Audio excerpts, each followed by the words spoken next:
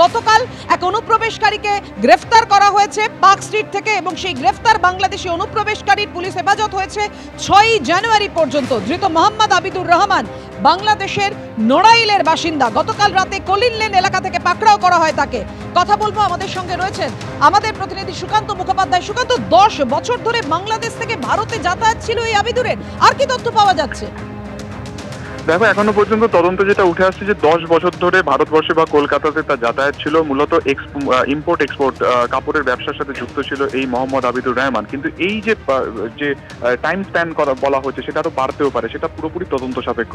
এবং গত বছর অর্থাৎ 2023-এর মাঝামাঝি থেকে একেবারে কলকাতাতে সে স্থায়ী বাসস্থান বা ডেরা সে বেঁধেছিল এবং এই জন্য একটি বাড়ি সে ভাড়া নিয়েছিল এবং তার পরিপ্রেক্ষিতে দুটি তার কাছ থেকে পরিচয়পত্র মিলেছে। একটি হচ্ছে আধার কার্ড, একটি হচ্ছে প্যান কার্ড। এই আধার কার্ড যাচাই করে তদন্তকারীরা জানতে পেরেছেন যে সেখানে মধ্যম গ্রামের একটি ঠিকানা ব্যবহার করে এই ভুয়ো আধার কার্ড বানানো হয়েছে এবং এই আধার কার্ডকে পরিপ্রেক্ষিত করে পরবর্তীকালে তিনি একটি প্যান কার্ড বানিয়েছিলেন। কিভাবে বানানো হলো এবং এর নেপথ্যে কোনো সিন্ডিকেট বা নেক্সাস রয়েছে কিনা সেটা জানা প্রয়োজন।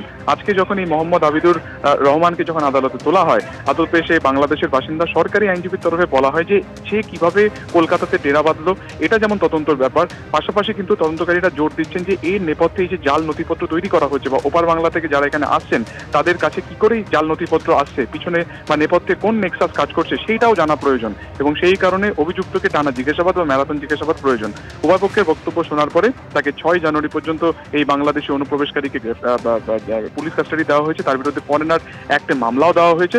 পাশাপাশি কলকাতাতে কোন ঠিকানায় সে থাকতো সেই সম্পর্কে এখনো কিন্তু মুখে কার্যত কুলুপ এঁটেছেন এই মোহাম্মদ আবিদুর রহমান। পুলিশ সূত্রে জানা গেছে যে কখনো সে তালতলা বলছে, কখনো সে বলছে যে পোর্ট এরিয়া কোয়াটগঞ্জ এলাকায় থাকে, কিন্তু স্পেসিফিক এখনো পর্যন্ত কোথায় সে থাকতো সেই ব্যাপারে সে একেবারে মুখে কুলুপ বেঁধেছে। ফলত কোনো কথা তার কাছ থেকে জানা যায়নি। নিজেদের হেফাজতে পাওয়ার পরে তাকে জিজ্ঞাসাবাদ করা হচ্ছে। এর পাশাপাশি গত মাসে আর সেলিম মাতব্বর নামে আরো একজন বাংলাদেশি অনুপ্রবেশকারীকে গ্রেফতার করা হয়েছিল। তার সাথে এর কোনো লিঙ্ক রয়েছে কিনা সেটাও কিন্তু খতিয়ে দেখছেন তদন্তকারীরা।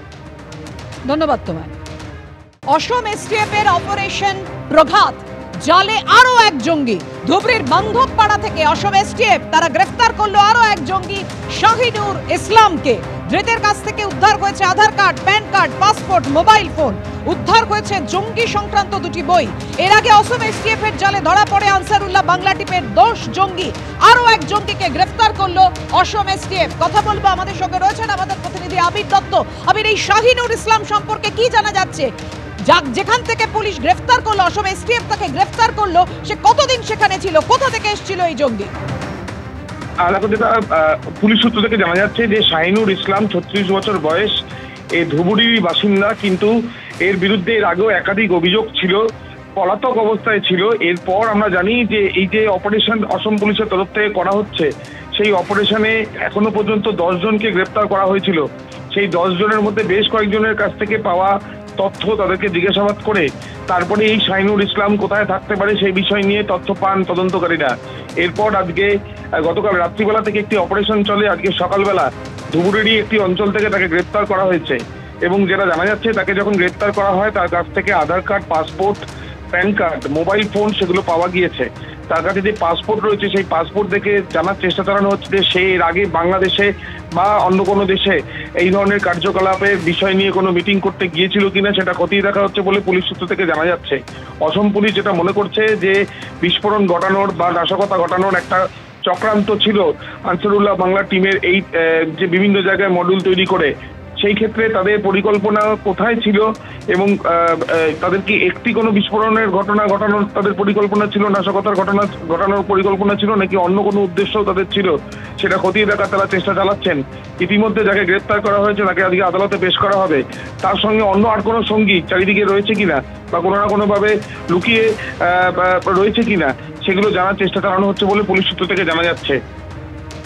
ধন্যবাদ আবির।